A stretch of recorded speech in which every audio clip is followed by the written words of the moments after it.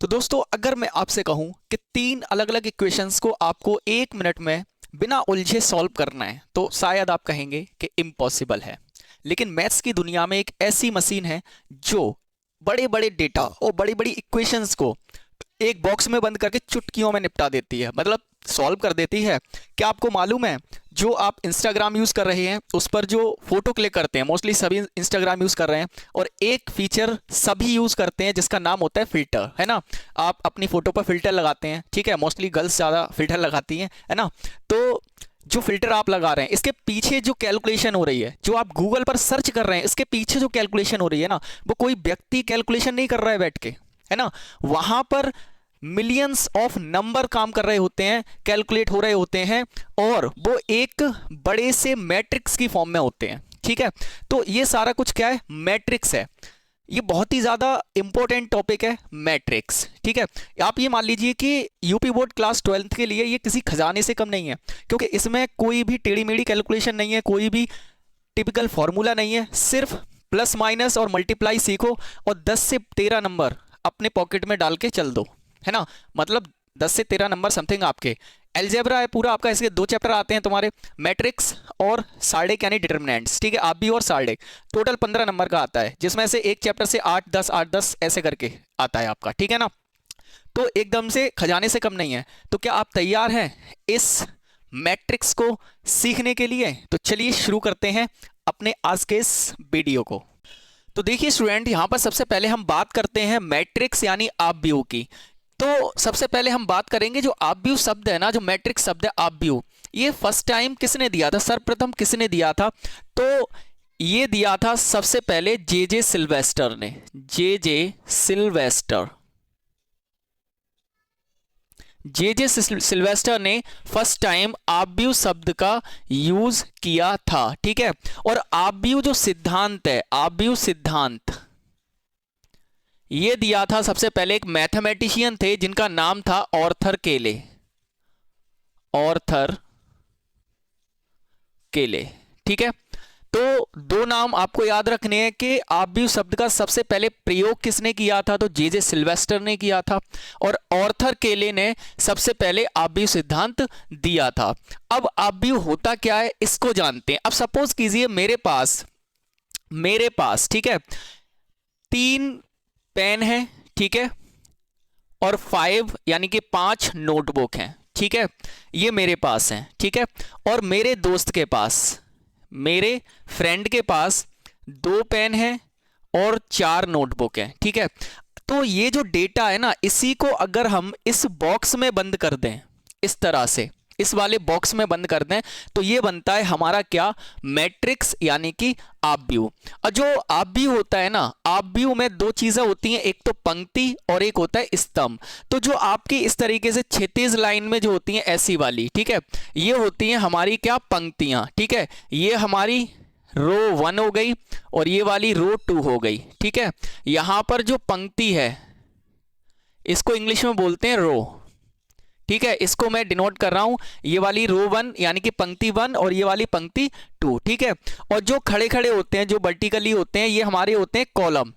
Column यानी स्तंभ, क्या चीज, स्तंभ, ठीक है, इसे बोलते हैं कॉलम, ठीक है। इसको C1 यानी कि ये आपका कॉलम 1 हो गया और ये वाला आपका हो गया कॉलम 2। तो आप ये कह सकते हैं जो एक मैट्रिक्स होता है उसमें कुछ रो होती हैं और कुछ कॉलम होते हैं, ठीक है ना। जैसे ये first row, second row, and ये first column and second column. तो आप भी होता क्या है, तो इस तरह अगर हम देखें तो एक संख्याओं, इसके अंदर संख्याएं हैं, ठीक है, संख्याओं या फिर कोई फंक्शन भी हो सकता है जैसे साइन कॉस, है ना, इस तरीके से। तो संख्याओं या फलनों के आयताकार क्रम विन्यास को ही क्या कहते हैं, आपव्यू कहते हैं। आप चाहें तो मैं यहां पे लिख देता हूं क्या, कि फलनों या संख्याओं के आयताकार क्रम विन्यास को क्या कहते हैं, आपव्यू कहते हैं, ठीक है। अब यहां पर आप देखेंगे एक वर्ड आया कि फलनों या फिर संख्याओं के आयताकार यानी कि एक चौखूटे में इस तरह से मैंने बताया ब्रैकेट लगेगा, ठीक है। क्रम विन्यास को, तो क्रम विन्यास क्या होता है, तो क्रम विन्यास का मतलब होता है व्यवस्था, व्यवस्था यानी कि सजावट, कोई एक व्यवस्था है। डेली लाइफ से आपका एक एग्जांपल देता हूं, जैसे आप क्लास 12th में हैं तो मोस्टली आप सभी बच्चे स्कूल जाते ही होंगे, ठीक है। जब आप स्कूल जाते हैं तो सबसे पहले क्या होता है, स्कूल में एक बेल लगती है। अब जब जैसे ही बेल लगती है मॉर्निंग में, तो आप सभी क्या करते हैं, मॉर्निंग असेंबली में जो आपकी प्रेयर ग्राउंड होती है ना, वहां पे आप आ जाते हैं और असेंबल होते हैं लाइन बाई लाइन। अब ऐसा तो होता नहीं है आप गए, बेल लगी, एक यहाँ पे खड़ा हो गया ऐसे करके, एक खड़ा हो गया ऐसे करके, ऐसा थोड़ी नहीं होता है। क्या होता है, 1 बाई 1 लाइन आप बना के खड़े होते हैं। तो ये इसका डेली रियल लाइफ एग्जांपल हो सकता है, ठीक है ना, आप व्यू का। तो कुछ लाइनें ऐसे करके आपसे टीचर बोलते हैं कि 1 बाई 1 खड़ा होना है, अपने बराबर वाले के इस तरह से बराबर में खड़ा होना है, ठीक है। तो कुछ आप रो बना रहे हैं, कुछ कॉलम बना रहे हैं, और एक आयताकार क्रम विन्यास यानी कि आयत की फॉर्म में खड़े हो रहे हैं, विच मींस आप यहां पे रूल फॉलो कर रहे हैं किसका, आप व्यू का, ठीक है। या फिर बहुत सारी आपने शॉप देखी होंगी, जैसे परचूनी वगैरह की दुकान होती है, टॉफी के कंटर लगे होते हैं, 1 2 3 4 ऐसे करके लगे होते हैं। ऐसा थोड़ी नहीं है टॉफी को ऐसे पलट के रख दिया, नहीं ना, वहां पे भी आप व्यू ही बन रहा है, ठीक है ना। तो बहुत सारे डेली लाइफ के एग्जाम्पल हैं आप व्यू के, जो आप अपनी लाइफ में देखते होंगे, ठीक है। बेसिकली आप व्यू, आप ये मान लीजिए एक समंदर है, क्या है, एक समंदर है, और जो भी नदियां हैं ना वो आके उसमें मिल जाती हैं। 12th में आपका ये एक चैप्टर है, लेकिन आप इसको हाई लेवल पे पढ़ेंगे तो क्या होता है, जैसे दो चरवाले रैखिक समीकरण युग्म 9th 10th में आपने पढ़ा होगा, इस टाइप की बहुत बड़ी बड़ी जो इक्वेशंस होती हैं वो भी उसी में आ जाती हैं। बहुत बड़ी बड़ी कैलकुलेशंस को हम आब्यू की फॉर्म में यानी कि आब्यू बना के ही सॉल्व करते हैं, ठीक है। तो बहुत अच्छा और बहुत इंपॉर्टेंट और ईजी टॉपिक है ये, ठीक है। तो आई होप आपको समझ में आया होगा आब्यू क्या होता है। तो आब्यू फलनों या संख्याओं का आयताकार क्रम विन्यास होता है, ठीक है, कुछ इस प्रकार से, ठीक है। अब इसमें जरूरी नहीं है कि 2 पंक्तियां हो, 2 कॉलम हो, ऐसा कोई जरूरी नहीं है, कितनी भी पंक्तियां हो सकती हैं, कितने भी कॉलम हो सकते हैं। चलिए अब हम इसके कोटि की बात कर लेते हैं, आब्यू की कोटि, ठीक है, आब्यू की कोटि, आब्यू का ऑर्डर, ठीक है। तो आब्यू में आपने देखा कुछ पंक्तियां हैं और कुछ स्तंभ हैं, ठीक है। तो जो आब्यू की कोटि होती है ना, जो आब्यू की कोटि होती है वो होती है पंक्ति गुणा स्तंभ, ये होती है आपकी, इसको बोलते हैं पंक्ति क्रॉस स्तंभ या फिर R क्रॉस C ऐसे करके, ठीक है ना। तो पंक्ति गुणा स्तंभ इस तरह से ये होती है, ये आब्यू की क्या है, कोटि। पहले अगर हम देखें कि ये जो आब्यू लिखा हुआ है इसकी कोटि क्या होगी, तो आप देखेंगे इसमें पंक्तियां कितनी है, पहले 1 और 1 2 पंक्तियां, देखो 1 और 1 2 पंक्तियां हैं, ठीक है। तो पंक्तियों को पहले लिखेंगे यहाँ पे, ठीक है, 2 पंक्तियां हैं, उसके बाद क्रॉस।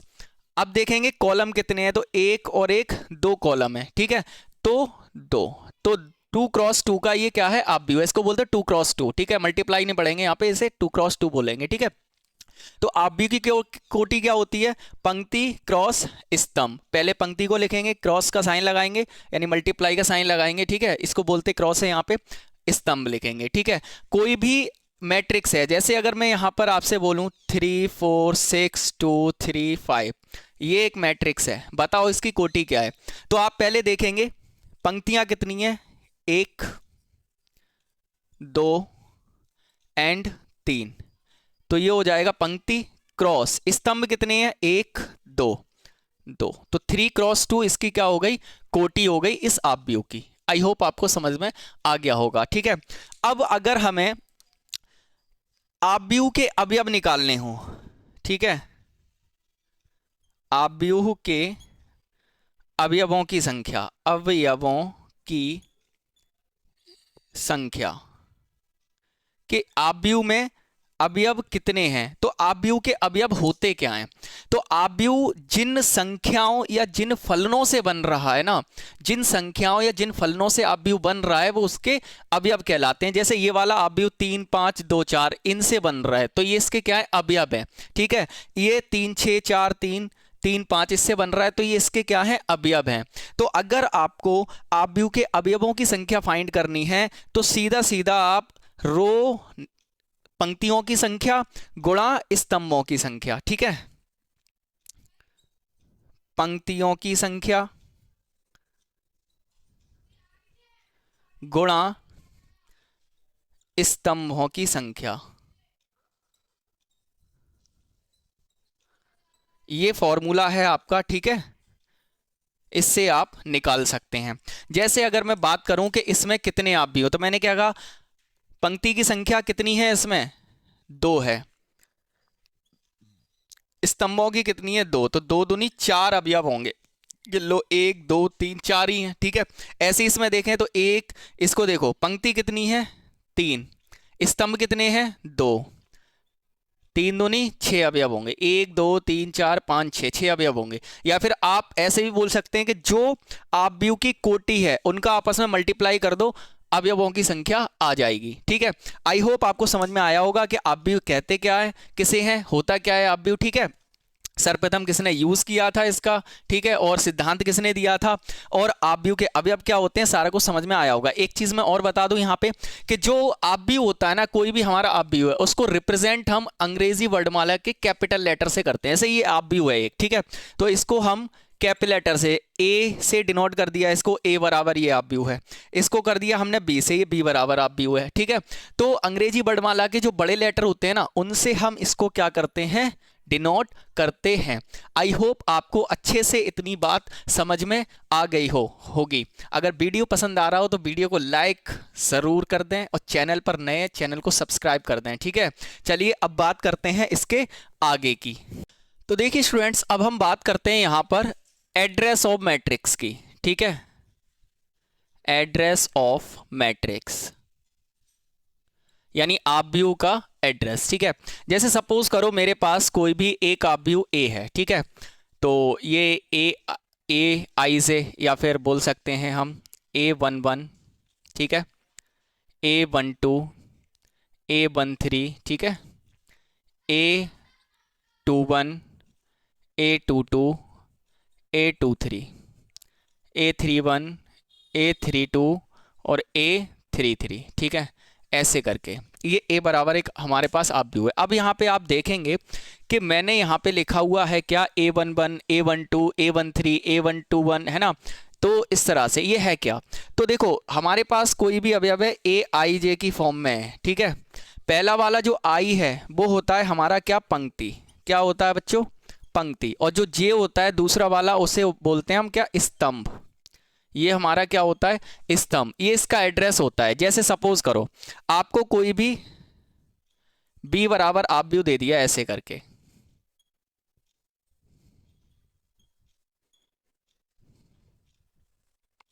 ठीक है।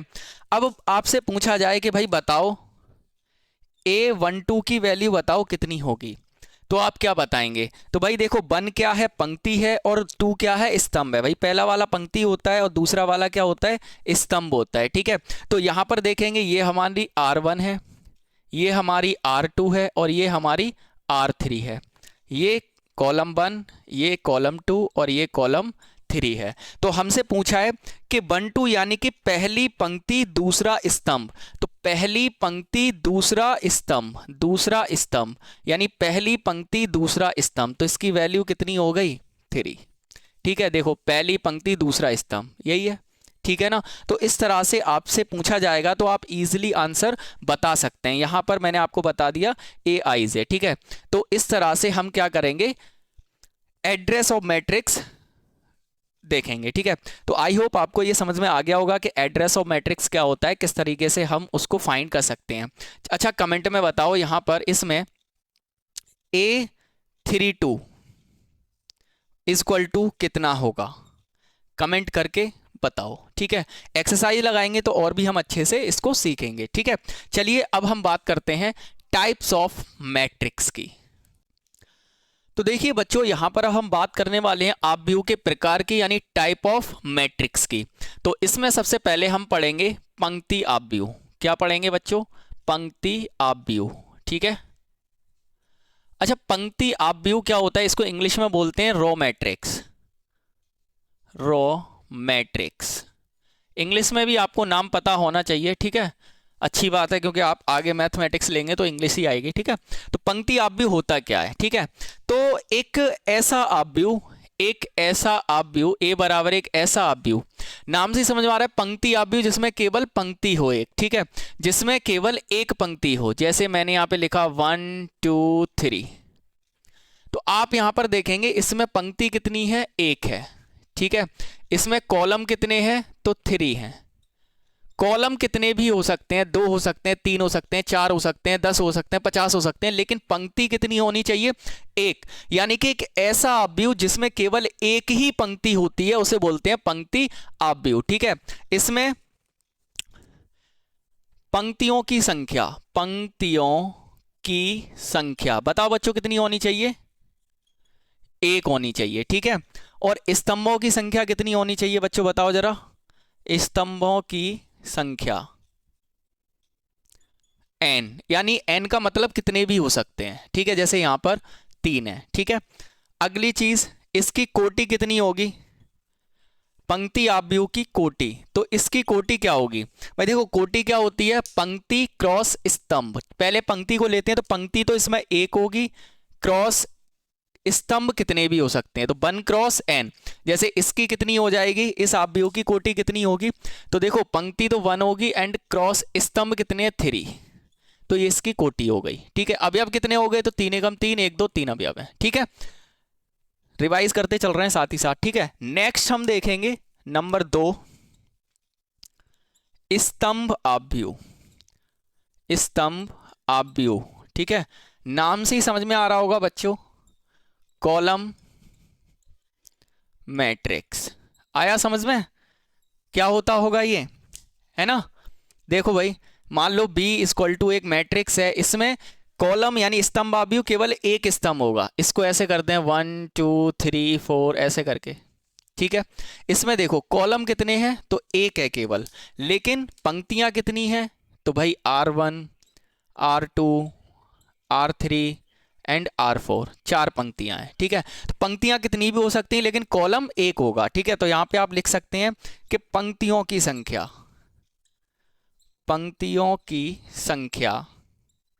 कितनी होगी बच्चों, n होगी, कितनी भी हो सकती हैं, लेकिन स्तंभों की संख्या कितनी होगी, स्तंभों की संख्या कितनी होगी, कमेंट करके बताओ, बताया अभी मैंने, बताओ कितनी होगी, ठीक है। और इसकी कोटि कितनी होगी बच्चों, बताओ कोटि कितनी होगी। तो भाई देखो, पहले पंक्ति लेते हैं, तो पंक्ति कितनी है, इसमें 4 है, क्रॉस स्तंभ कितने हैं, एक ही है, तो 4 क्रॉस 1, यानी कि हम ये बोल सकते हैं इसकी कोटि होगी n क्रॉस 1, ठीक है। ये आपको याद रखना है अच्छे तरीके से, जितने भी मैंने पॉइंट्स लिखे हुए हैं, ठीक है ना। चलिए अब बात करते हैं अपने नेक्स्ट की। तो बच्चों नेक्स्ट है हमारा वर्ग आव्यूह, नंबर 3 पर क्या है, वर्ग आव्यूह। इसको इंग्लिश में बोलते हैं स्क्वायर मैट्रिक्स, क्या बोलते हैं, स्क्वायर मैट्रिक्स, ठीक है। अच्छा, अब स्क्वायर मैट्रिक्स होता क्या है, अच्छा नाम से ही आपको समझ में आया होगा, स्क्वायर वर्ग, यानी कि एक ऐसा आव्यूह जिसमें पंक्तियों की संख्या बराबर होगी किसके, स्तंभों के संख्या के, ठीक है। यानी पंक्तियों की संख्या स्तंभों की संख्या के बराबर होगी, कुछ इस प्रकार से। जैसे मैंने एक आव्यूह लिया A बराबर, ठीक है, 1 3 5 4, ठीक है। पंक्ति कितनी है, तो R1 एंड R2, 2 पंक्ति है, ठीक है। और कॉलम कितने हैं, C1 एंड C2, यानी कि जो इसकी कोटि होगी 2 क्रॉस 2, पंक्ति क्रॉस स्तंभ, ठीक है। यानी कि पंक्तियों की संख्या और स्तंभों की संख्या जिसमें बराबर होती है उसे बोलते हैं हम क्या, वर्ग आव्यूह, ठीक है। इसमें अगर इसकी कोटि हम बात करें, कोटि क्या होगी इसकी, तो इसकी कोटि क्या हो सकती है, तो n क्रॉस n, यानी जितने पंक्ति उतने ही स्तंभ, ठीक है। आई होप आपको समझ में आया होगा वर्ग आव्यूह क्या होता है। वर्ग का नाम से समझ, वर्ग क्या होता है, जिसकी चारों भुजाएं समान हो, तो इसमें भी क्या होगा, बराबर होंगी, पंक्तियां और स्तंभ क्या है, बराबर है एकदम से, ठीक है। चलिए नेक्स्ट देखते हैं, हमारा है 4th विकर्ण आव्यूह, विकर्ण आव्यूह बढ़िया है ये, ठीक है। इसे बोलते हैं डायगोनल मैट्रिक्स, ठीक है। अब विकर्ण आव्यूह यानी डायगोनल मैट्रिक्स होता क्या है, तो भाई डायगोनल से समझ में आ रहा होगा आपको। मान लीजिए बी बराबर कोई एक मैट्रिक्स है मेरे पास, जैसे मैंने यहां पे लिखा 2 0 0 0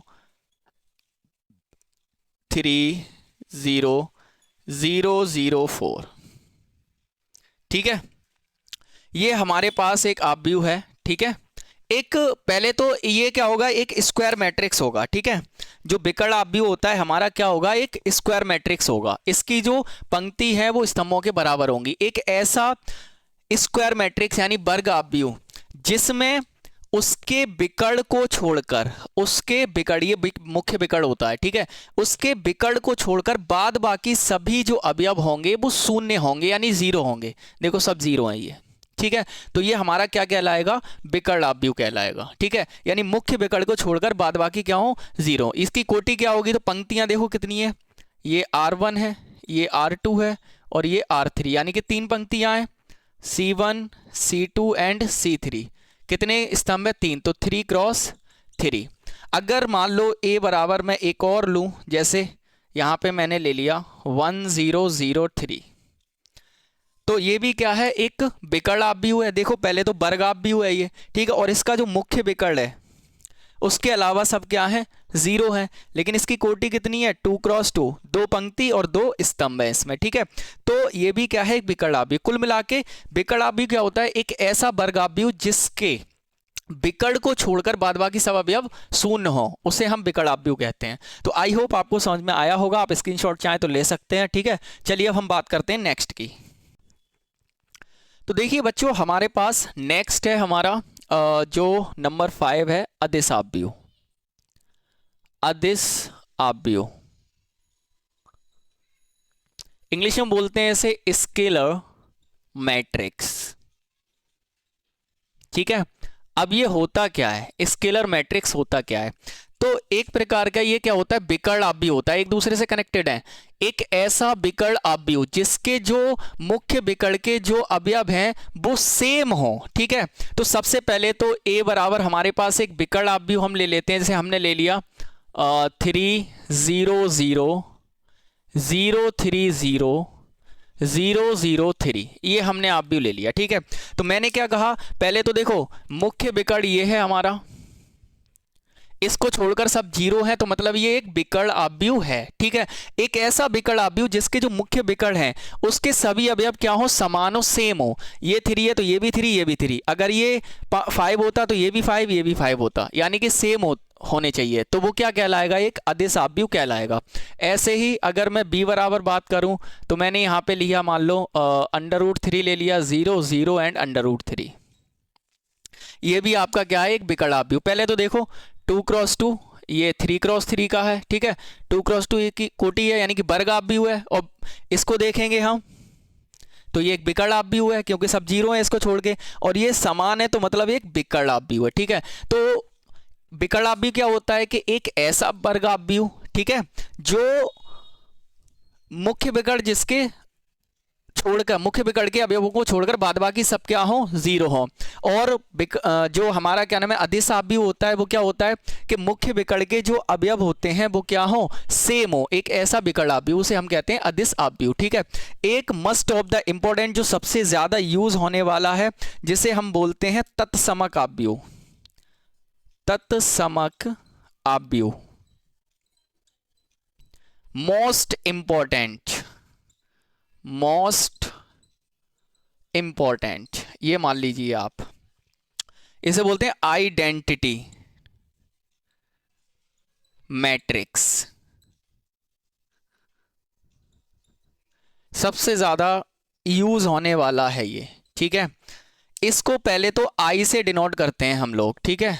I कहीं पे लिखा दिखाई दे जाए मतलब किसकी बात हो रही है, तत्समक आव्यूह की बात हो रही है, ठीक है। अब ये होता क्या है, तो एक ऐसा अदिश आव्यूह या फिर एक ऐसा विकर्ण आव्यूह, ठीक है, जिसके मुख्य विकर्ण के सभी अवयव क्या होने चाहिए? वन होने चाहिए, यानी इकाई होना चाहिए।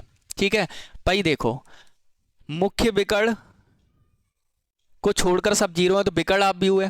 ठीक है, अब इसमें क्या था कि सेम होने चाहिए लेकिन कुछ भी हो, लेकिन तत्समक में क्या है कि भाई वन ही होना चाहिए मुख्य विकर्ण और बाद बाकी सब जीरो होने चाहिए। एक ऐसा विकर्ण आप भी हो जिसके मुख्य विकर्ण के जो अवयव है वो केवल वन हो। अगर यहाँ टू हो गया तो ये आइडेंटिटी मैट्रिक्स नहीं रहेगा फिर।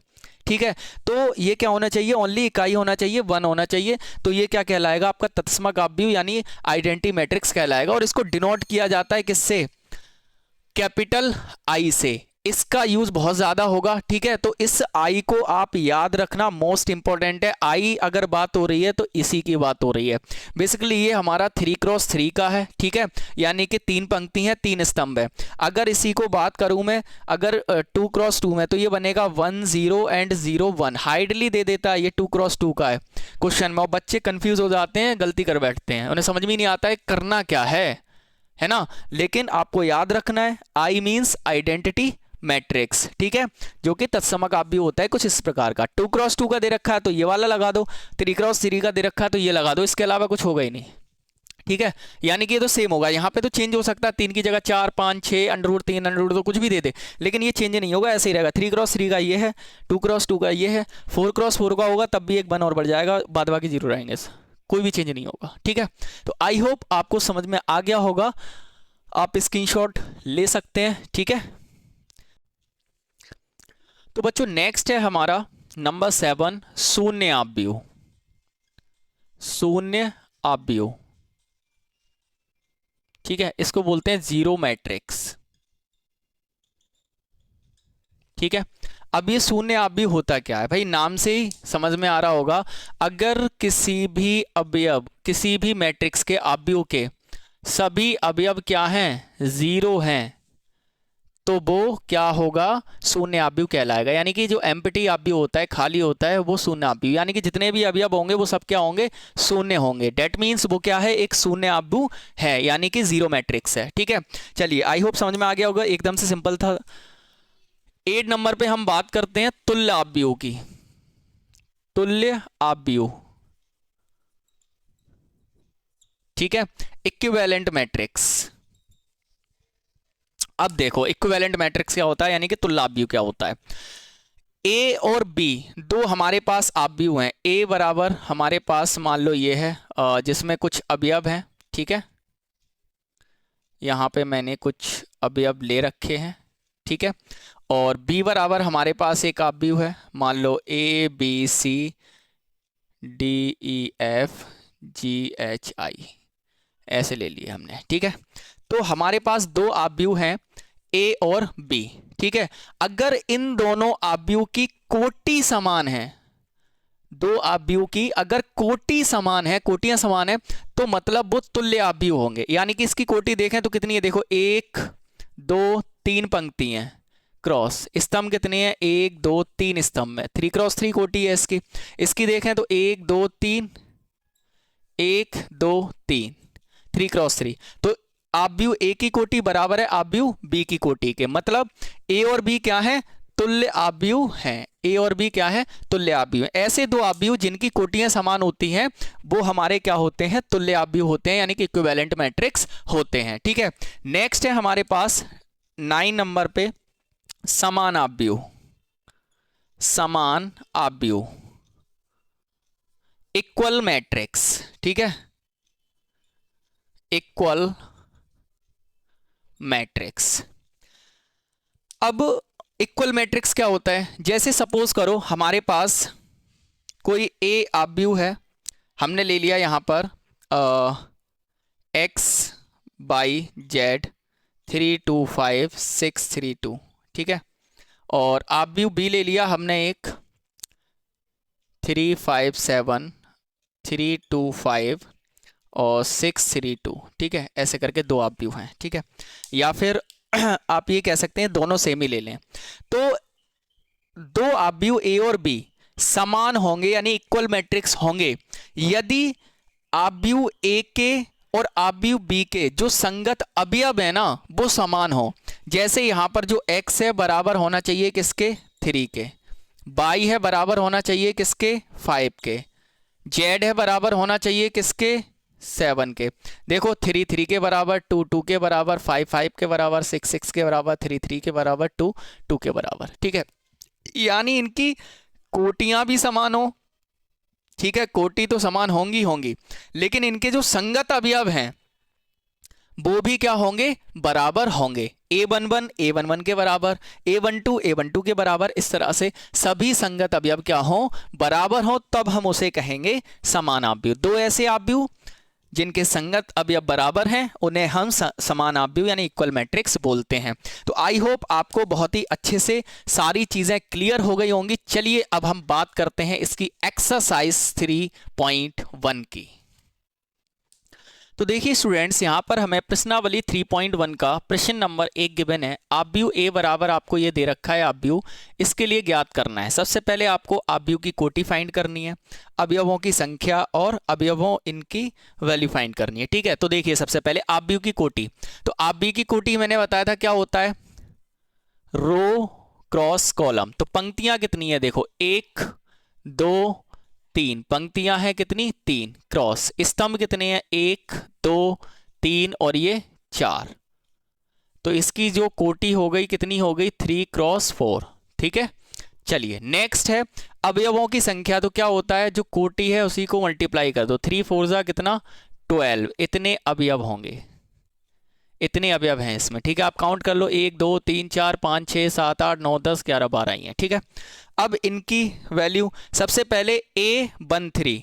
A13 का मतलब क्या है, ये पंक्ति होता है और ये स्तंभ होता है। ठीक है, ये रो और ये कॉलम, पहली पंक्ति तीसरा स्तंभ। तो भाई देखो ये हमारा क्या है, R1 है, ये R2 है और ये हमारा R3 है, ये हमारा C1 है, ये C2 है, C3 है और ये C4 है। ठीक है, तो भाई देखो पहली पंक्ति तीसरा स्तंभ, पहली पंक्ति ये है, तीसरा स्तंभ 1 2 3 कितना है 19। ठीक है, पहली पंक्ति है और तीसरा स्तंभ है 1 2 तीसरा। ठीक है, अगला है दूसरी पंक्ति पहला स्तंभ। तो भाई देखो दूसरी पंक्ति ये वाली है और कौन सा है, पहला स्तंभ, पहला स्तंभ ये कितना है 35। ठीक है, दूसरी पंक्ति पहला स्तंभ, तीसरी पंक्ति तीसरा स्तंभ। तो भाई देखो तीसरी पंक्ति ये वाली है और तीसरा स्तंभ ये है। ठीक है, कितना है -5। ऐसे ही A24 दूसरी पंक्ति चौथा स्तंभ, तो दूसरी पंक्ति ये है, चौथा स्तंभ ये है लास्ट वाला, कितना है 12। ठीक है, इसको कमेंट में बताओ कितना होगा A23 की वैल्यू। ठीक है, चलिए अब हम बात करते हैं इसके प्रश्न नंबर 2 की।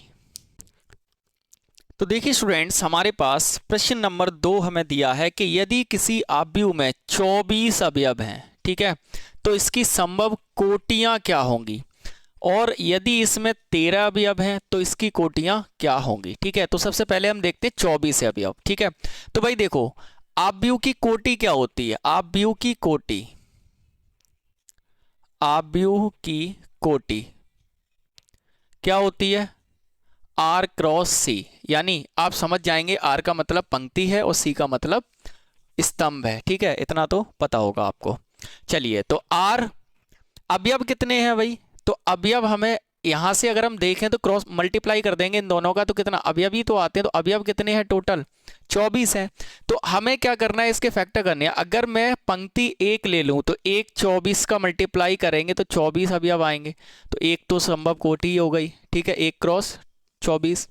2 रखें तो 2 से डिवाइड करो, 12 दूनी 24 होता है, ये भी 24 हो गया दूसरी। ठीक है, थर्ड देखें, अगर हम 3 रखेंगे 3 8 24, तो ये हो गई हमारी। ठीक है, 4 रखेंगे 4 6 24, एक ये हो गई। ठीक है, और 5 रखने पे आएगी नहीं, अब इसको पलट दो, 6 क्रॉस 4 हो जाएगी। ठीक है, 8 क्रॉस 3 और इधर लिख देता हूं मैं। ठीक है, अगला 12 क्रॉस 2 और 24 क्रॉस 1। अब आप यहां पर एक चीज देखेंगे कि सर ये वाली सेम ही तो है, 4 क्रॉस 6 और 6 क्रॉस 4, नहीं सेम नहीं है। इसका मतलब है 4 पंक्ति 6 स्तंभ, और इसका मतलब है 6 पंक्ति 4 स्तंभ, यानी कि 4 ये आपकी बनी ऐसे करके 1 2 3 4, और 4 इनसे ये पलटने पे बन गई। तो टोटल कितनी कोटियां संभव है? तो 8 कोटियां। कितनी? 8। ठीक है, यानी कि कोई भी आव्यूह जिसमें 24 अवयव हैं तो उसकी 8 कोटियां संभव है। कौन कौन सी, वो यहाँ पे आपको दिख रही होंगी। ठीक है, वहीं पे आपसे कह रहा है कि यदि उसमें 13 अवयव हों तो कितनी, यानी कि R क्रॉस C बराबर अब कितना दिया है? 13 दिया है। ठीक है, 13 अवयव है तो भाई देखो 1 का करोगे तो 13 आएगा, और 13 गुणा 1 बराबर 13, और कोई फैक्टर नहीं होता है। तो कितनी संभव है? 2 कोटियां संभव है। 13 के लिए कितनी संभव है? 2 कोटियां संभव है। ठीक है, कौन कौन सी? ये वाली। आई होप आपको समझ में आ गया होगा। नेक्स्ट सवाल देखते हैं, प्रश्न नंबर 3। ठीक है, ये भी सेम है। किसी में 18 अवयव हैं तो इसकी संभव कोटियां क्या होंगी, और यदि इसमें 5 अवयव होते तो क्या होंगी? तो भाई R क्रॉस C आपको दिया है पहले कितना? 18। तो निकाल लो भाई, 1 का 18 में करेंगे तो 18, और 2 का 9 में करेंगे तो 18, 3 का 6 में करेंगे तो 18। ठीक है, और 4 से कटेगा नहीं, 5 6 7 8 9 नहीं कटेगा। अब पलट दो भाई। ठीक है, इन सब का इक्वल आएगा आपका कितना? 18 ही आएगा। ठीक है, 18 ही अवयव आएंगे। तो कितनी कोटियां संभव हुई आप काउंट कर लीजिए, 1 2 3 4 5 6, यानी कि कितनी होंगी? तो 6 कोटियां होंगी। 6 कोटियां संभव है। ठीक है, 18 अवयव हैं इस आव्यूह में, तो उसकी कितनी कोटियां हो सकती हैं? 6। पहली कि एक पंक्ति 18 स्तंभ कर दो, दूसरी 2 पंक्ति 18 9 स्तंभ कर दो, तीसरी 3 पंक्ति 6 स्तंभ कर दो, है ना, फिर पलट दो 6 पंक्ति तो 3 स्तंभ कर दो। ठीक है, इस तरह से। अगर 5 अवयव हैं तो R क्रॉस C बराबर दिया है 5। तो भाई अगर मैं एक पंक्ति ले लूं तो 5 स्तंभ। ठीक है, अगर मैं 5 पंक्ति ले लूं तो 1 स्तंभ, और तो 5 का कोई फैक्टर होता नहीं है। तो कितनी कोटियां संभव है? 2, यानी कि 5 अवयव जिसमें है उसकी 2 कोटियां संभव हैं। 2 कोटियां संभव है। ठीक है, आई होप आपको समझ में आया होगा। आप स्क्रीनशॉट ले सकते हैं। ठीक है, एकदम से इजी था। चलिए अब हम बात करते हैं प्रश्न नंबर 4 की, जो कि हम थोड़ा पीपीटी पे करेंगे क्योंकि क्वेश्चन लिखने में थोड़ा टाइम ज़्यादा लगता है। तो चलिए आते हैं अपनी पीपीटी पे। तो देखिए बच्चों, यहाँ पर हमारे पास प्रश्न नंबर 4 हमें गिवन है। ठीक है, तो प्रश्न नंबर 4 हमसे कह रहा है कि एक 2 क्रॉस 2 का आव्यूह है A बराबर AIJ की रचना कीजिए। ठीक है, 2 क्रॉस 2 के एक आव्यूह की रचना कीजिए। ठीक है ना, जिसमें अवयव निम्नलिखित प्रकार से प्रदत्त होंगे। तो आपको कंडीशन दे रखी है, फर्स्ट ये है, सेकंड ये है, थर्ड ये है। ठीक है, तो चलिए सबसे पहले हम फर्स्ट वाला सॉल्व करते हैं। तो हमारा जो आव्यूह हमें लेना है वो 2 क्रॉस 2 का लेना है। मान लेते हैं कि आव्यूह A है। ठीक है, 2 क्रॉस 2 का, तो ये अवयव होंगे हमारे A11 A12, ठीक है, A21 एंड A22। ये हमारा 2 क्रॉस 2 का क्या हो गया? आव्यूह हो गया। ठीक है ना, इस तरह से। ये मैंने एड्रेस बता रखा है आपको। ठीक है, ये पहली पंक्ति पहले स्तंभ का अवयव है, ये दूसरी पंक्ति दूसरे स्तंभ का अवयव है। ठीक है, और अगली चीज मैंने यहाँ पे बताई थी, जैसे AIJ लिखा हुआ है। ठीक है, तो I क्या होता है? यहाँ पे पंक्ति होती है, और J क्या होता है? हमारा कॉलम होता है, यानी स्तंभ होता है। ठीक है, तो यहाँ पर हम देखेंगे, सबसे पहला हमें यहाँ पे गिवन है कि AIJ इक्वल कितना?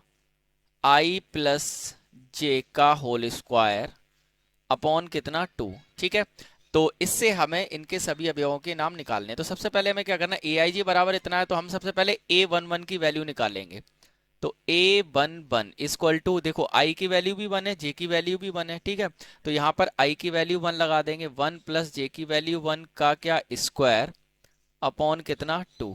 तो ये 1 प्लस 1 2, 2 का स्क्वायर कितना होता है? 4 अपॉन कितना? 2। 2 से 2 बार कट जाएगा, कितना आ गया? 2 आ गया। ठीक है, ऐसे ही अब A12 की वैल्यू निकालेंगे, ये वाली। ठीक है, तो I की वैल्यू 1 है, प्लस J की वैल्यू कितनी है? यहाँ पे 2 है, इसका क्या? स्क्वायर। ठीक है, अपॉन कितना? 2 equal to two plus one कितना होता है 3, और 3 का स्क्वायर कितना हो जाएगा 9 अपॉन कितना 2। ठीक है, 9/2 आ गया। ऐसे ही अब A21 की वैल्यू निकालेंगे, तो 21 ये है हमारा, ठीक है, इसका एड्रेस है। तो यहाँ पर I की वैल्यू 2 है प्लस J की वैल्यू 1 है, इसका क्या स्क्वायर अपॉन में कितना 2। 2 + 1 3, 3 का स्क्वायर भी 9 होता है अपॉन कितना 2 हो गया। अब निकालेंगे A22 की वैल्यू, तो I की वैल्यू 2 है, J की वैल्यू भी 2 है, और इसका क्या है स्क्वायर, इसी में हम वैल्यू पुट कर रहे हैं, ठीक है, जो हमें दिया हुआ है ये, ठीक, अपॉन कितना है 2। 2 + 2 4, 4 का स्क्वायर कितना होता है 16 अपॉन 2, 2 8 जा 16, ठीक है। तो यहां से जो हमारा आप व्यू बनेगा, ठीक है, यहाँ पर जो हमारा आप व्यू बनेगा वो क्या बनेगा, तो आप व्यू ए बराबर हमारा बना क्या, देखो A11 है सबसे पहले, तो A11 की वैल्यू कितनी आई है 2, ठीक है ना। नेक्स्ट A12 इसकी वैल्यू कितनी आई है 9/2, ठीक है, ये हो गया 9/2। A21 की वैल्यू कितनी है, ये भी 9/2 है, यहाँ पे है देखो, ठीक है, और A22 की वैल्यू कितनी है 8। तो ये आपका हो गया क्या आंसर, ठीक है। आई होप आपको अच्छे से समझ में आ गया होगा। चलिए अब हम बात करते हैं इसके सेकंड पार्ट की, ठीक है। तो यहां पर हम इसका सेकंड वाला पार्ट सॉल्व करेंगे, ये वाला, ठीक है। तो सेम चीज यही रहेगी हमारी, ठीक है, जो A बराबर आप व्यू है वो यही ले लेते हैं हम, ठीक है, बार बार नहीं लिखना है। अब हमें क्या करना है, AIJ बराबर कितना I/J, ये दे रखा है आपको। तो सबसे पहले हम A11 की वैल्यू निकालेंगे, ठीक है, तो I की वैल्यू 1 और J की वैल्यू 1, 1/1 कितना 1। A12 की वैल्यू निकालेंगे, तो I की वैल्यू 1 अपॉन J की वैल्यू 2, ठीक है, पहला वाला I दूसरा वाला J होता है। नेक्स्ट A21 निकालेंगे, तो I की वैल्यू 2 अपॉन J की वैल्यू 1 बराबर कितना 2। A22 की वैल्यू निकालेंगे, तो I की वैल्यू भी 2 है और J की वैल्यू भी 2 है, कट के आ जाएगा कितना 1, ठीक है। तो इसके लिए अब हमें लिखना है अपना क्या आप व्यू, तो आप व्यू ये वाला बनेगा, सेकंड वाला क्या आप व्यू बनेगा, मान लो ये B बराबर है, ठीक है, देखो A11 कितना आ गया 1 आ गया, A12 कितना आया है 1/2 आया है, ठीक है, और A21 कितना आया है 2 आया है, और 22 कितना आया है 1 आया है। तो ये आपका एक आप व्यू बन गया, and that is answer. I hope आपको अच्छे से समझ में आ रहा होगा।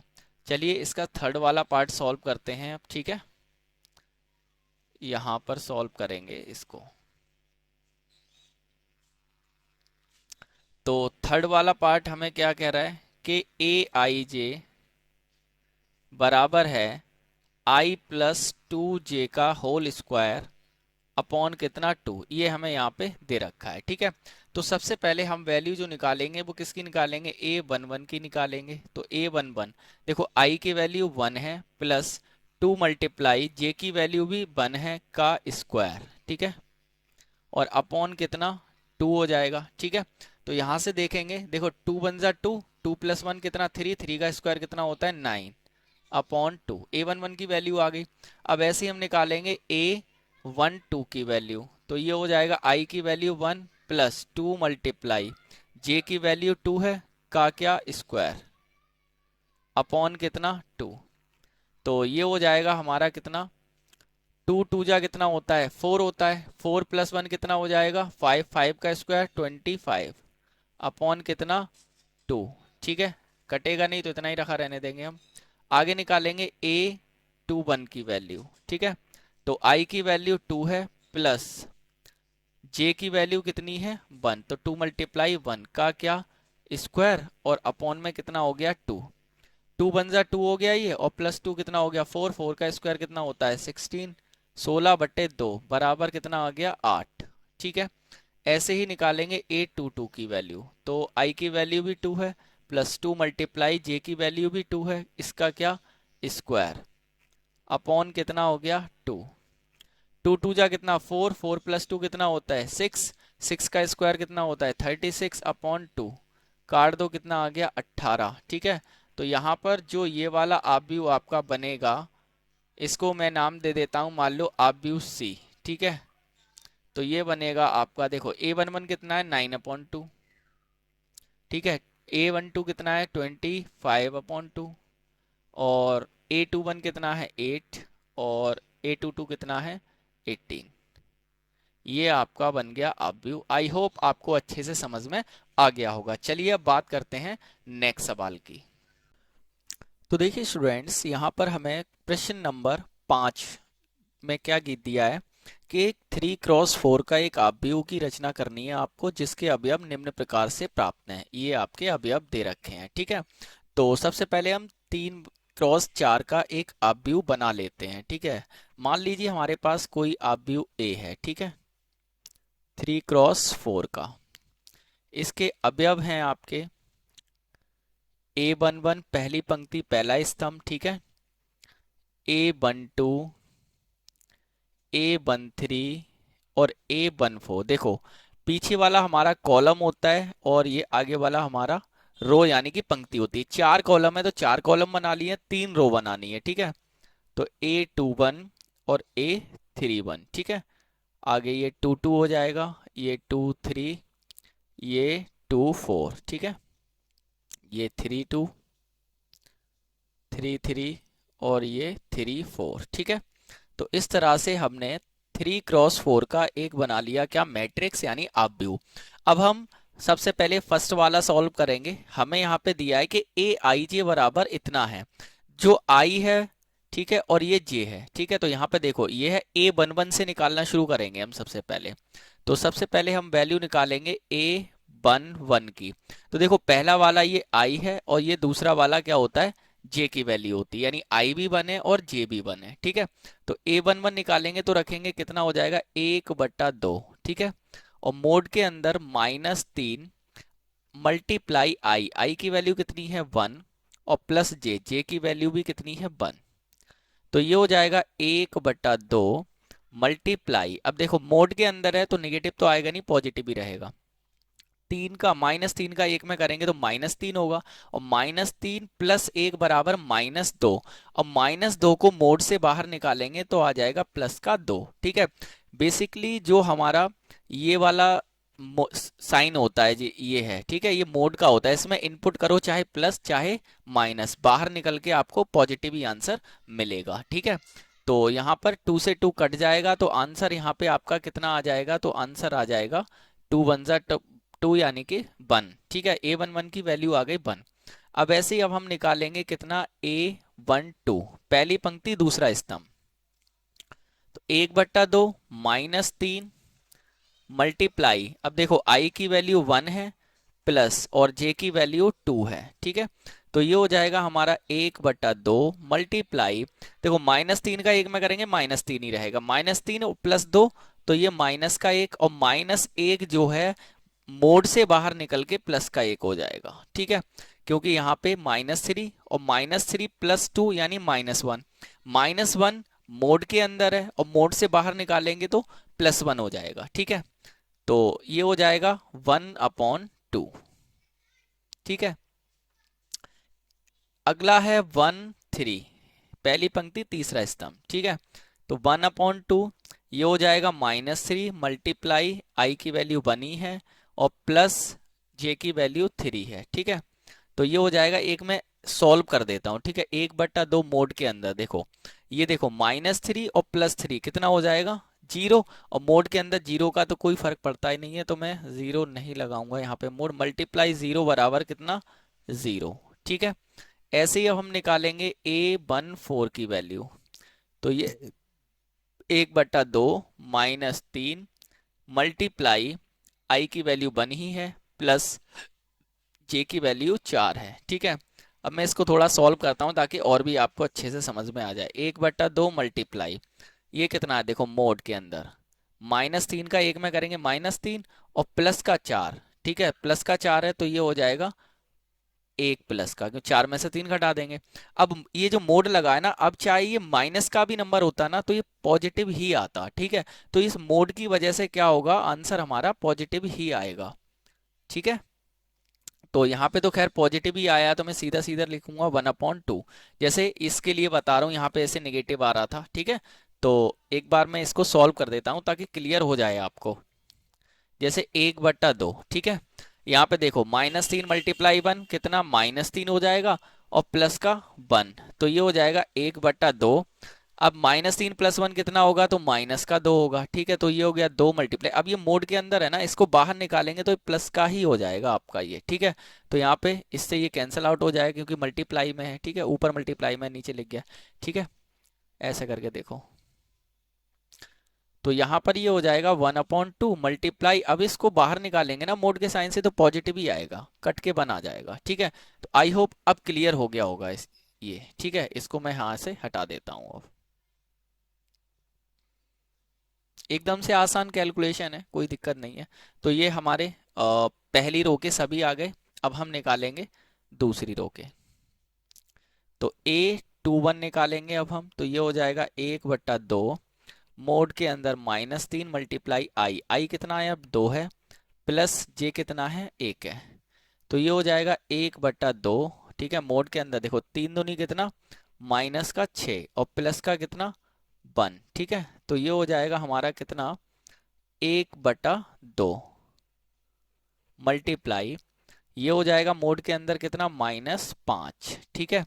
अब देखो ये हो जाएगा 1/2 मल्टीप्लाई, मोड के अंदर से -5 बाहर निकालेंगे तो प्लस का 5 हो जाएगा, तो ये हो गया कितना, 5/2, ठीक है।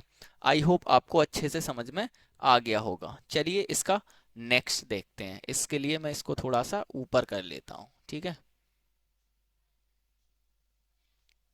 चलो यहाँ पे कर लेते हैं। आगे निकालेंगे अगेन A22 की वैल्यू, तो ये हो जाएगा 1/2, ठीक है। और मोड के अंदर हो जाएगा आपका ये -3 मल्टीप्लाई, और आई की वैल्यू 2 ही है, प्लस जे की वैल्यू भी 2 है, 1/2 हो जाएगा ये, ठीक है। ये हो जाएगा देखो -6 हो जाएगा, ये 3 दूनी 6 और प्लस का 2, तो ये हो जाएगा 1/2, और मोड के अंदर -6 + 2 बराबर -4, ठीक है। तो ये हो जाएगा 1/2 मल्टीप्लाई, -4 मोड से बाहर निकालेंगे तो प्लस का 4 हो जाएगा, 2 दूनी 4, तो कितना आया, 2 आ गया, ठीक है। इस तरह से नेक्स्ट निकालते हैं A23, तो ये हो जाएगा 1/2, ठीक है। और -3 मल्टीप्लाई 2, और प्लस में जे की वैल्यू कितनी है, यहाँ पे 3 है, ठीक है। आई तो 2 ही था और जे 3 है, तो ये हो जाएगा 1/2 मोड के अंदर देखो 3 दूनी 6 माइनस का 6 और प्लस का कितना है 3, तो ये हो जाएगा 1/2 मोड के अंदर -6 + 3 बराबर -3 हो गया, तो ये हो जाएगा 1/2 मल्टीप्लाई, मोड से बाहर निकालोगे तो प्लस का आ जाएगा, ठीक है ना। तो ये हो जाएगा कितना, 3/2 प्लस का, ठीक है। नेक्स्ट है हमारा A24, ठीक है। तो ये हो जाएगा 1/2 मोड के अंदर -3 मल्टीप्लाई आई कितना है, 2 ही है, प्लस जे कितना है, 4 है। तो ये हो जाएगा 1/2 मोड के अंदर देखो 3 दूनी 6 माइनस का 6 और प्लस का 4, ठीक है। तो ये हो जाएगा 1/2, और मोड के अंदर कितना बचा यहाँ पे, -2, तो 1/2 मल्टीप्लाई, मोड से बाहर निकालेंगे प्लस का 2, 2 से 2 कैंसिल, कितना आ गया, 1 आ गया, ठीक है। तो दूसरी रो की भी हमारे पास वैल्यू आ चुकी है। नेक्स्ट रो की हम यहाँ पे निकालेंगे ऊपर, ठीक है, ताकि हमें ज़्यादा मैट्रिक्स जो हम बनाएंगे उसके लिए हमें ज़्यादा इधर उधर ना जाना पड़े, ठीक है। तो यहाँ पे इस साइड निकाल लेते हैं हम।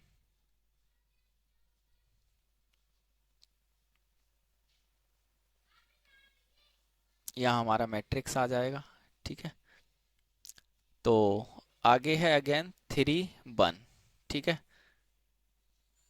तो यहाँ पे देखेंगे अगेन आप, तो ये हो जाएगा 1/2 मोड में -3 मल्टीप्लाई आई की वैल्यू अब कितनी है, 3 है, प्लस जे की वैल्यू 1 है, तो ये हो जाएगा 1/2, और मोड के अंदर देखो 3 त्रिका 9 माइनस के 9, -9 + 1 कितना हो गया, -8, ठीक है। लेकिन मोड से बाहर निकालोगे तो ये हो जाएंगे +8, ठीक है। तो ये हो गया 2 चौक 8, तो यहाँ पर A31 की वैल्यू कितनी आ गई, 4 आ गई। ठीक है, नेक्स्ट ऐसे ही निकालेंगे अब हम A32 की वैल्यू।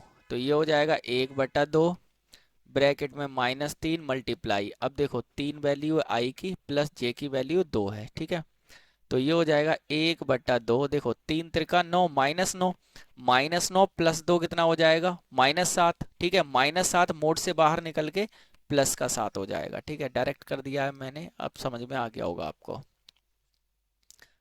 3 की वैल्यू निकालेंगे तो 1/2, ये हो जाएगा -3 मल्टीप्लाई, और इसकी वैल्यू रखेंगे 3 है। ठीक है, और प्लस जे की वैल्यू भी 3 है। तो 1/2 मल्टीप्लाई 3 त्रिका 9, प्लस का 9 है और नहीं माइनस का 9 है, प्लस का 3 है। 3 त्रिका 9 माइनस का 9 और ये प्लस का 3, तो माइनस का कितना बचेगा 6 बचेगा, और -6 बाहर निकालेंगे मोड से तो प्लस का 6 हो जाएगा। 2 तिया 6 बराबर कितना आ गया 3 आ गया। ठीक है, ऐसे निकालेंगे A34 1/2, मोड के अंदर -3 मल्टीप्लाई आई कितना है 3 है, प्लस जे कितना है 4 है।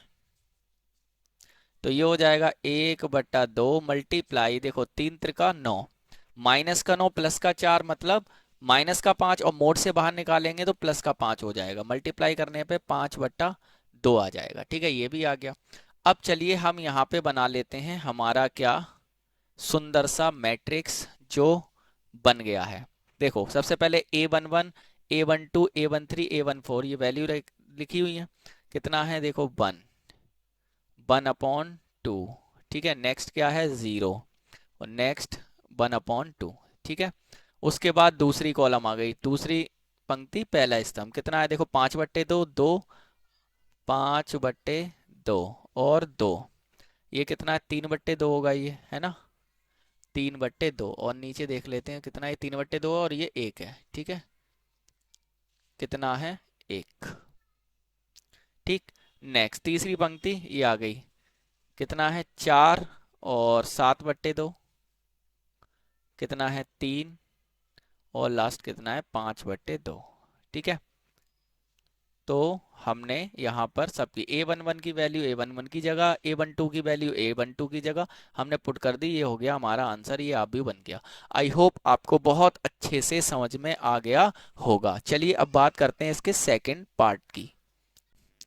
तो देखिए बच्चों, यहाँ पर मैंने इसको ले लिया है। ठीक है, इसकी के अकॉर्डिंग अब हमें क्या करना है, वैल्यू फाइंड करनी है। ठीक है, तो सबसे पहले हम A11 की वैल्यू फाइंड करेंगे। ठीक है, तो क्या है AIJ, ये आई है और ये जे है। ठीक हो, 1 कितना है आई है और 1 जे है। ठीक है, तो ये हो जाएगा 2 मल्टीप्लाई आई कितना है 1 प्लस माइनस है यहाँ पे। ठीक है, जे कितना है 1, देखो 2 एकम 2, 2 में से 1 घटाओ कितना बचेगा 1 बचेगा। ठीक है, ये वैल्यू आ गई।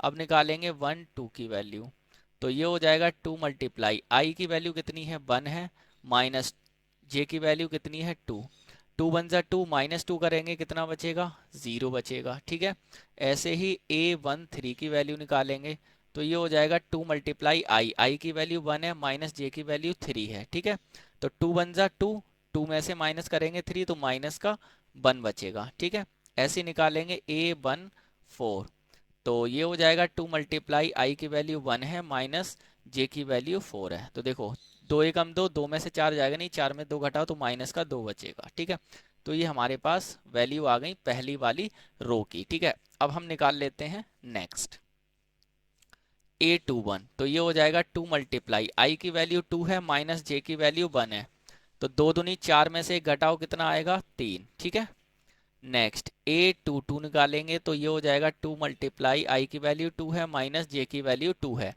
2 दूनी 4, 4 में से 2 घटाओ तो कितना बचेगा 2 बचेगा। ठीक है, ये हो गया।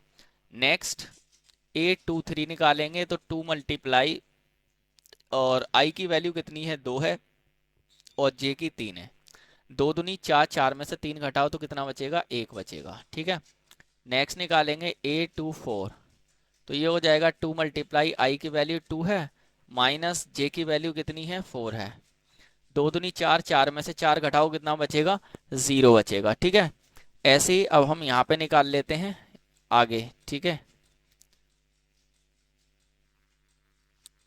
अब निकाल रहे हैं हम किसकी वैल्यू,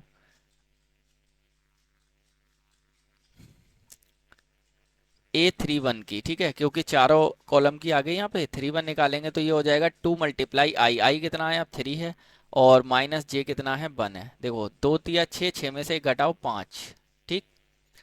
A32 निकालेंगे, एकदम आसान है। 2 × I की वैल्यू कितनी है, 3 है, और जे की वैल्यू कितनी है, 2 है। 3 दूनी 6 में से 2 घटाओ कितना बचेगा, 4 बचेगा, ठीक है। और नेक्स्ट है A33, तो ये हो जाएगा 2 × कितना, I कितना है, 3 है, माइनस जे भी 3 है। तो देखो 2 × 3 = 6, 6 में से 3 घटाओ 3, ठीक है। और A34 निकालेंगे तो ये हो जाएगा 2 × I की वैल्यू 3 है, माइनस जे की वैल्यू 4 है। 3 दूनी 6 में से 4 घटाओ 2, ये वैल्यू आपकी आ चुकी है, ठीक है। अब हम क्या करेंगे, अपना आप व्यू जो भी आया है उसको लिख देंगे, ठीक है। क्या है देखो, A11 कितना है, 1 है। A12 कितना है, 0 है। A13 कितना है, -1 है, ठीक है। और A14 कितना है, -2 है, ठीक। नेक्स्ट देखेंगे तो ये हो गया हमारा कितना, 3 2 1 0, ठीक है। और ये हो गया हमारा कितना, 5, और ये है 4, और 3 3 है 3, और 3 4 है 2, ठीक है। हमने सभी के एड्रेस पे उसकी वैल्यू पुट कर दी, तो ये हमारा आप व्यू बन गया, हमारा आंसर आ गया। एकदम से आसान था, कुछ भी नहीं करना था, है ना, कितना इजी था। आई होप आपको अच्छे से समझ में आ गया होगा। चलिए अब हम बात करते हैं इसके नेक्स्ट क्वेश्चन की। तो देखिए बच्चों, यहाँ पर प्रश्न नंबर 6 हमें गिवन है, जिसमें कह रहा है कि निम्नलिखित समीकरणों से x, y तथा z के मान ज्ञात करो। तो यहाँ पर मैंने बताया था कि दो आव्यूह अगर बराबर हैं तो कब बराबर होंगे, जब उनके संगत अवयव बराबर होंगे। यानी A11 बराबर A11 होगा, ठीक है। तो यहाँ पर 4 बराबर होगा किसके, y के, तो y की वैल्यू आ गई आपकी। और 3 बराबर होगा किसके, z के, तो z की वैल्यू आ गई कितनी, 3, ठीक है। और x बराबर होगा किसके, 1 के, तो x बराबर आ गया कितना, 1। और 5 5 के बराबर है, एक्स वाई जेड की वैल्यू आ गई। ये आपका सॉल्व हो गया फर्स्ट वाला, ठीक है। चलिए सेकंड वाला देखें अगर हम, तो सेकंड वाला क्या कह रहा है, देखो x प्लस वाई बराबर होगा किसके, भाई देखो ये किसके बराबर होगा, 6 के बराबर होगा। संगत अब या बराबर होंगे अगर दो आप भी बराबर हैं तो, ठीक है। इसे देते हैं समीकरण number 1। 5 plus Z, 5 plus z बराबर होगा किसके, 5 के, ठीक है। तो यहां से तो जेड की वैल्यू आ जाएगी 5, इसको उधर लेके जाओ तो ये -5, तो जेड बराबर कितना आ गया, 0 आ गया, ठीक है। जेड की वैल्यू कितनी आ गई, 0 आ गई। और यहाँ पर देखें एक्स वाई बराबर कितना होगा, तो 8, तो एक्स वाई बराबर कितना, 8 होगा। इसे दे देते हैं समीकरण नंबर 2। जेड की तो यहाँ से इजिली आ गई। अब यहाँ से देखो x बराबर अगर मैं देखूं यहाँ से तो 8/22 हो जाएगा, ठीक है। 8/22 हो गया। अब हम क्या करेंगे, यहाँ से x की वैल्यू समीकरण नंबर 1 में पुट करेंगे, ठीक है। तो समीकरण 1 में x का मान रखने पर, ठीक है। तो x का मान रखेंगे कितना, 8/22, तो 8/22 और प्लस कितना है 22 बराबर कितना, 6, ठीक है। इसके नीचे कुछ नहीं तो 1 मान लेंगे, ठीक है। तो ये हो जाएगा 22 का 22 में करेंगे तो 22², और ये हो जाएगा हमारा कितना, प्लस 8 का 1 में करेंगे 8 बट्टा कितना, 22 बराबर कितना, 6, ठीक है। यहाँ पे सॉल्व कर लेते हैं तो ये हो जाएगा तुम्हारा 22² प्लस 8 बराबर कितना, 6 × 22 यानी कि 6y, इसको उधर लेके जाएंगे तो 6y हो जाएगा ये, ठीक है। तो यहाँ से अगर हम देखें तो ये हो जाएगा हमारा कितना, 22², और इसको उधर ले आओ तो माइनस का 6y, और प्लस का कितना 8 बराबर कितना हो गया, 0। ये हो गया आपका।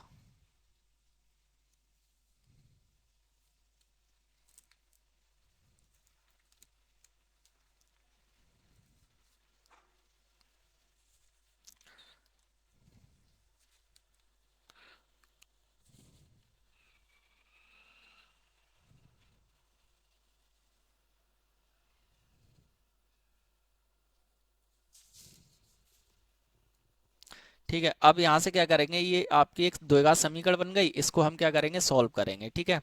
तो चलिए सॉल्व करते हैं। तो ये हो जाएगा हमारा 22 स्क्वायर, और 8 एकम 8 के ऐसे फैक्टर करेंगे, जोड़ने घटाने पे कितना 6 आ जाए माइनस का। तो ले लेंगे हम -8 बाई और प्लस का 8,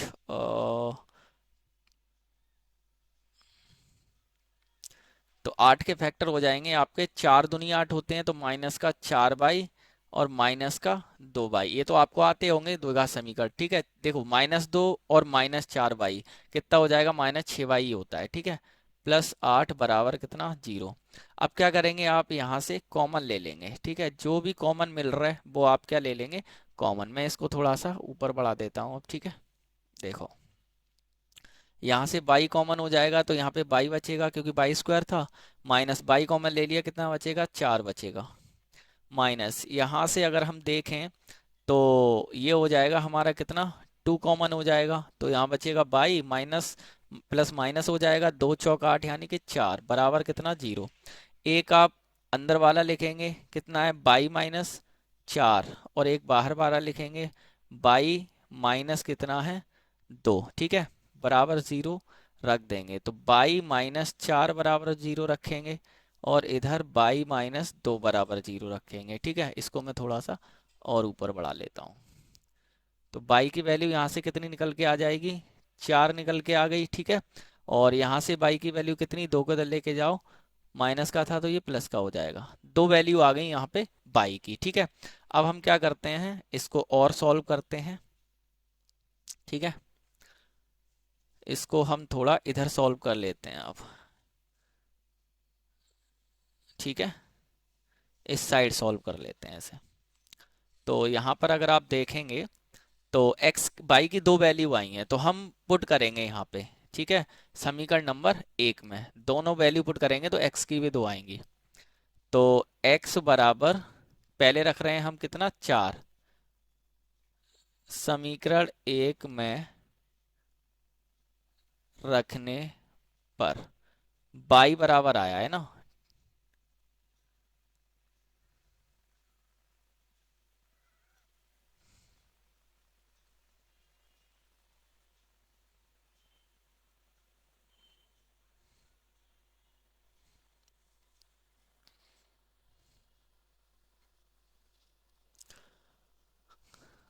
तो यहाँ पर देखेंगे समीकरण हमारा ये है x प्लस बाई बराबर कितना 6। तो हम पहले बाई बराबर, यहाँ पर देखो एक बार 4 रखना है, एक बार 2 रखना है, क्योंकि 2 वैल्यू आई है। तो बाई बराबर सबसे पहले हम मान लो 4 रख देते हैं। 4 समीकरण नंबर 1 में रखने पर। ठीक है, तो देखो x प्लस बाई, बाई की जगह 4 रखेंगे, बराबर कितना आ जाएगा 6। तो x बराबर हो जाएगा 6, 4 को उधर लेके जाओ तो ये माइनस का 4 हो जाएगा। तो x बराबर 6 में से 4 घटाओ 2, तो x की वैल्यू कितनी आ गई 2 आ गई। ठीक है, और अगर अगर हम बाई बराबर 2 रखें, ठीक है, बाई बराबर समीकरण 1 में 2 रखने पर, क्योंकि बाई की 2 वैल्यू आई हैं, दोनों रखना पड़ेगा। तो ये हो जाएगा x प्लस बाई बराबर 2 रखेंगे, बराबर कितना 6। तो x बराबर, देखो 2 इधर आके माइनस का, 6 में से 2 घटाओ कितना बचेगा 4। यानी कि अगर x की वैल्यू 2 रखेंगे तो बाई 4 आएगा, और x की वैल्यू 4 रखेंगे तो बाई 2 आएगा। ठीक है, इस तरीके से हमारे पास 2 वैल्यू आ जाएंगी। ठीक है, आई होप आपको अच्छे से समझ में आ गया होगा। चलिए अब इसका नेक्स्ट वाला सॉल्व करते हैं, ये वाला। ठीक है, एकदम आसान है ये भी, कोई ज्यादा तिगड़म नहीं है इसमें। ठीक है, यहीं पे सॉल्व करते हैं। देखो सबसे पहले देखेंगे तो ये चीज x plus y plus z किसके बराबर होगा 9 के, तो यहाँ पे लिख लेते हैं हम। ठीक है, सॉल्यूशन नंबर कितना 3 का, x plus y plus z बराबर कितना 9। ठीक है, और x प्लस जेड बराबर कितना 5, और ये बराबर होगा किसके, इसके। तो y प्लस जेड बराबर कितना 7। इसे दे देते हैं समीकरण नंबर 1, इसे देते हैं समीकरण नंबर 2, और इसे दे देते हैं समीकरण नंबर 3। ठीक है, तो यहाँ पर हमने समीकरण 1, समीकरण 2, समीकरण 3 ये ऐसे करके बना लिए हैं। अब हम क्या करेंगे, यहाँ पे वैल्यू पुट करेंगे। ठीक है, तो हम क्या करेंगे, समीकरण 2 जो है हमारा, ठीक है, x प्लस जेड, इसकी वैल्यू इसमें रख देते हैं। ठीक है, तो ये हो जाएगा y plus x plus Z की वैल्यू कितनी है यहाँ पे 5 बराबर 9, तो y बराबर कितना 9, 5 इधर जाएगा तो माइनस का 5, तो y बराबर कितना आ जाएगा 4। ये y की वैल्यू आ गई। ठीक है, देखो भाई समीकरण 2 x प्लस जेड का मान हमने समीकरण 1 में रखा तो y की वैल्यू आ गई। अब y की वैल्यू आ गई तो हम क्या करेंगे, अब समीकरण नंबर 3 में रखेंगे, तो ये हो जाएगा y कितना है 4 है, देखो ये y प्लस जेड बराबर कितना 7, यहाँ पे आप लिख देंगे y बराबर 4 समीकरण 3 में रखने पर। ठीक है, तो ये हो जाएगा z बराबर 7, 4 को उधर लेके जाएंगे तो माइनस का 4 हो जाएगा, z बराबर हो जाएगा कितना 3। तो ये आपकी y की वैल्यू आ गई, ये z की वैल्यू आ गई। अब हमें चाहिए किसकी, x की वैल्यू चाहिए, तो x की वैल्यू के लिए हम क्या करेंगे, x इसमें है तो समीकरण 2 में रख देंगे हम। ठीक है, समीकरण 2 में x प्लस जेड है ना, z बराबर 3 रखने पर। ठीक है, तो ये हो जाएगा x प्लस जेड की वैल्यू 3 बराबर कितना 5, तो x बराबर हो जाएगा 5 माइनस 3, इसको उधर लेके जाएंगे तो x बराबर कितना आ गया 2। तो यहाँ पर x की वैल्यू 2, y की 4 और z की 3 ये आ चुकी है। ठीक है, आई होप आपको अच्छे से समझ में आ गया होगा। चलिए अब बात करते हैं नेक्स्ट सवाल की। तो देखिए स्टूडेंट्स, यहाँ पर हमें प्रश्न नंबर 7 में गिवन है समीकरण ये बराबर ये है। ठीक है, यहाँ से आपको ए बी सी तथा डी के मान आपको क्या करने हैं, ज्ञात करने हैं। ठीक है, तो देखिए सॉल्यूशन इस बहुत ही आसान है। सबसे पहले हमें दिया क्या है कि a minus B 2a plus C. ठीक है, ये मैट्रिक्स है हमारे पास।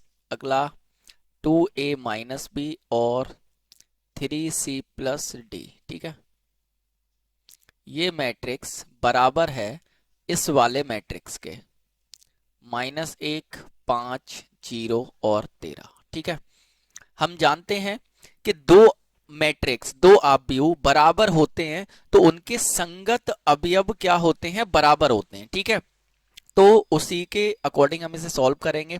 मतलब a माइनस बी बराबर होगा -1, a माइनस बी बराबर -1, इसे दे देंगे समीकरण नंबर 1। ठीक है, नेक्स्ट 2a प्लस सी, 2a प्लस सी बराबर किसके होगा 5 के, समीकरण नंबर 2 दे देंगे। 2a माइनस बी बराबर होगा 0 के, तो 2a माइनस बी बराबर 0। ठीक है, इसे समीकरण नंबर 3 दे देंगे। ठीक है, और 3c प्लस डी बराबर होगा 13 के, तो ये हो जाएगा आपका 3c प्लस डी बराबर कितना 13। ये समीकरण नंबर हो गया आपका 4। अब समीकरण बन गए 4। अब आप इसको इजीली क्या कर पाएंगे, सॉल्व कर पाएंगे। ठीक है, सबसे पहले अगर मैं आपको देखूं, सेम वेरिएबल्स ले लेंगे। यहाँ पे ए बी है और यहाँ पे भी ए बी है। ठीक है, तो यहाँ से हम वैल्यू अगर निकालें इस वाली इक्वेशन से, तो ये हो जाएगा a बराबर -1 प्लस बी। ठीक है, b को इधर लेके आएंगे। ठीक है, तो इसे दे देते हैं समीकरण नंबर 5। ठीक है, अब क्या करेंगे हम, समीकरण 3 में a का मान समीकरण 5 से रखने पर। ठीक है, तो यहाँ पे समीकरण 3 हमारी ये वाली है। ठीक है, कितना है 2 मल्टीप्लाई a की जगह हम रख देंगे a की वैल्यू -1 प्लस b। ठीक है, और आगे क्या है -b बराबर कितना 0। ठीक है, तो ये हो जाएगा मल्टीप्लाई करने पे माइनस का 2 और प्लस का 2b और माइनस का b बराबर कितना 0। 2b में से एक भी माइनस करेंगे, b बचेगा बराबर -2 इधर लेके जाएंगे तो प्लस का 2 आ जाएगा आपका। ठीक है, तो यहां से आपने देखा हमारे पास b की वैल्यू आ चुकी है। ठीक है, b की वैल्यू आ गई। अब आप क्या करेंगे, समीकरण 5 में b की वैल्यू रख देंगे। ठीक है, तो समीकरण 5 में b बराबर 2 रखने पर, तो रख देंगे a बराबर कितना है -1 प्लस b की जगह रखेंगे 2। ठीक है, तो यहां पर आ जाएगा आपका a बराबर तो और माइनस का एक बराबर प्लस का एक, ठीक है। तो यहां से a बराबर कितना आ गया, एक आ गया, ठीक है। a बराबर एक आ गया, b बराबर दो आ गया, ठीक है। अब नेक्स्ट इस साइड सॉल्व कर लेते हैं हम, ठीक है। अब समीकरण इसमें देखें अगर हम, दो में और चार में, इसमें भी c है, a है, c है, और इसमें भी, अगर मैं यहाँ पर a की वैल्यू रख दूं तो c की वैल्यू आ जाएगी। तो हम यहाँ लिखेंगे समीकरण 3 में a बराबर एक रखने पर, क्योंकि a की वैल्यू एक आई है, ठीक है, तो रख देंगे समीकरण 3 में, समीकरण 2 में, है ना, समीकरण 2 है ये वाला, समीकरण 2 में। यहाँ पे मैं इसको दोबारा से लिख देता हूँ, ठीक है, समीकरण 2 में, ठीक है, a बराबर एक रखने पर तो कितना आइए, 2 मल्टीप्लाई ए की जगह कितना रखेंगे, एक रखेंगे, प्लस सी बराबर कितना है, 5, ठीक है। तो ये हो जाएगा c बराबर 5, दो एकम दो, इधर लेके जाएंगे तो माइनस का 2, तो c बराबर कितना आ गया, 3 आ गया, ठीक है ना, एकदम से करेक्ट है, ठीक। अब देखिए यहाँ पर हमारे पास c की वैल्यू आ गई है तो d की निकाल सकते हैं, तो c की वैल्यू 4 में रख देंगे, तो समीकरण 4 में c बराबर 3 रखने पर, ठीक है, तो रखेंगे 3 मल्टीप्लाई सी की जगह कितना रखेंगे, 3 रखेंगे, 3 आई है इसकी वैल्यू, ठीक है, और प्लस में कितना है d, और बराबर है 13, तो 3 तिरका 9 हो जाएगा ये, तो ये हो जाएगा d बराबर 13, और 9 को इधर लेके जाएंगे तो ये माइनस का 9 हो जाएगा, d बराबर कितना आ गया, 4 आ गया, ठीक है। अतः a बराबर कितना आया, एक, b बराबर आया 2, c बराबर आया 3, और d बराबर आया 4, ठीक है। ये सभी वैल्यू आपकी आ चुकी हैं। आई होप आपको अच्छे से ये सवाल समझ में आ गया होगा, एकदम से आसान था, कुछ नहीं था इसमें, ठीक है। चलिए अब हम बात करते हैं इसके नेक्स्ट क्वेश्चन नंबर 8 की। यहां पर आप देख सकते हैं क्वेश्चन नंबर 8 क्या दे रखा है, एकदम आसान है, कह रहा है a बराबर ए आई जे एम क्रॉस एन, एक क्या है, वर्गाव्यूह है, यदि ये कौन सी सिचुएशन होगी, वर्गाव्यूह। हम जानते हैं जो हमारा वर्गाव्यूह होता है उसमें पंक्तियों की संख्या बराबर होती है स्तंभों की संख्या के। अब इसमें यहाँ पे देखेंगे m क्रॉस n का है, ठीक है, तो ये तो हमारी पंक्ति है और ये हमारे स्तंभ है, ठीक है ना। तो यहाँ पर हम कह सकते हैं कि अगर पंक्तियों की संख्या बराबर होगी किसकी संख्या के, स्तंभों की संख्या के, तो वो क्या होगा, आपका वर्गाव्यूह होगा। तो यहाँ पर देखेंगे m बराबर n, C option is correct, ठीक है। यानी वर्गाव्यूह क्या होता है, जिसमें पंक्ति और स्तंभों की संख्या बराबर होती है, ठीक है। चलिए नेक्स्ट सवाल देखते हैं। प्रश्न नंबर 9 दे रखा है, ये आपको दे रखे हैं दो आव्यूह, कह रहा है x तथा y के प्रदत्त किन मानों के लिए आव्यूह के निम्नलिखित एक समान होंगे। अब यहाँ पर x और y की कुछ वैल्यूज दे रखी हैं, ठीक है, आपको बताना है कि ये दोनों समान होंगे यानी बराबर होंगे, ठीक है। बराबर का मतलब संगत अवयव बराबर हो जाएं। सबसे पहले हम a वाला लेते हैं, x की वैल्यू -1/3 है, ठीक है। तो इसको अगर हम देखें यहाँ पर तो ये हो जाएगा 3 मल्टीप्लाई x की जगह -1/3 रखेंगे और प्लस का 7 है, इससे ये कैंसल, यहाँ -1 बचेगा, कितना आया, 6 आ गया, ठीक है। अब यहाँ पे भी x की वैल्यू रखेंगे, ठीक है, तो ये 2, लेकिन यहाँ पे देखें 3x + 7 बराबर कितना दे रहा है, 0 दे रहा है, लेकिन यहाँ तो 6 आया, तो आगे करने की जरूरत ही नहीं है, खत्म, ये तो हो ही नहीं सकता है, ठीक है ना। अब नेक्स्ट वाला देख लेते हैं, ये कह रहा है ज्ञात करना संभव नहीं है, इसे छोड़ते हैं, पहले अगला देखते हैं। y बराबर 7 रखो, तो y बराबर 7 रखेंगे तो 7 + 1 बराबर कितना हो गया, 8 हो गया, यहाँ बिल्कुल करेक्ट है, ये तो सही बात है एकदम से, ठीक है। अब यहाँ पे x की वैल्यू -2/3 रखो, तो यहाँ पे x की वैल्यू -2/3 रखेंगे तो ये हो जाएगा -2/3 प्लस कितना, 7, ठीक है। तो 3 से 3 कैंसिल हो गया, 7 में से 2 घटा दो, कितना बचेगा, 5 बचेगा, लेकिन यहाँ तो 0 है, 0 है मतलब ये भी गलत हो गया। यहाँ पे x की वैल्यू -1/3 3 रखेंगे, -1/3 तो हम यहाँ रख के देख चुके हैं, बात नहीं बनी थी। तो यानी कि ऑप्शन नंबर बी आपका करेक्ट होगा, ज्ञात करना संभव नहीं है। एकदम से समझ में आ गया होगा, ठीक है। चलिए नेक्स्ट सवाल देखते हैं।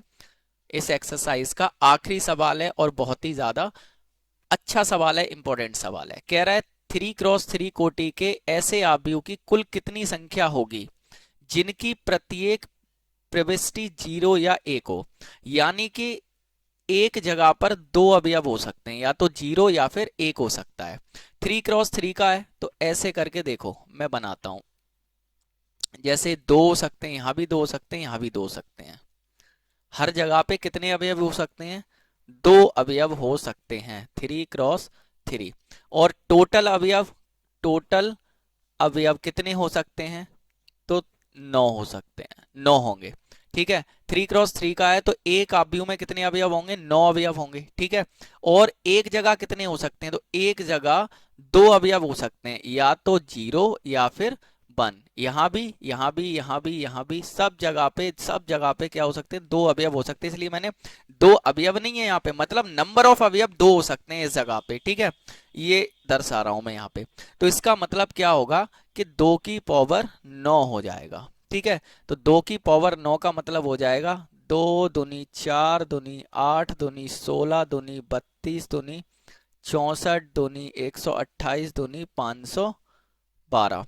1 2 3 4 5 6 7 8 9, ठीक है। तो 512 आपका डी ऑप्शन क्या हो जाएगा? करेक्ट हो जाएगा। आई होप आपको अच्छे से ये पूरा वीडियो अच्छे से समझ में आ गया होगा, सारे क्वेश्चंस आपको समझ में आ गए होंगे विद कंटेंट के, ठीक है। यदि फिर भी आपका कोई डाउट, कोई भी क्वेरीज रहती है तो आप हमें कमेंट सेशन में कमेंट करके बता सकते हैं, उसका आपको रिप्लाई दिया जाएगा, ठीक है। आपकी प्रॉब्लम जो भी होगी उसको सॉल्व किया जाएगा, ठीक है। तो चलिए आपसे मिलते हैं नेक्स्ट वीडियो में, और लाइक करना भूल मत जाना, ठीक है। और फ्रेंड के साथ भी आप शेयर कर देना वीडियो को, ताकि आपके जो साथ वाले फिर दोस्त हैं वो भी बेनिफिट ले पाएं, वो भी अच्छे से तैयारी अपने बोर्ड एग्जाम की कर पाएं। तो चलिए मिलते हैं आपसे नेक्स्ट वीडियो में, तब तक के लिए keep study and thank you so much.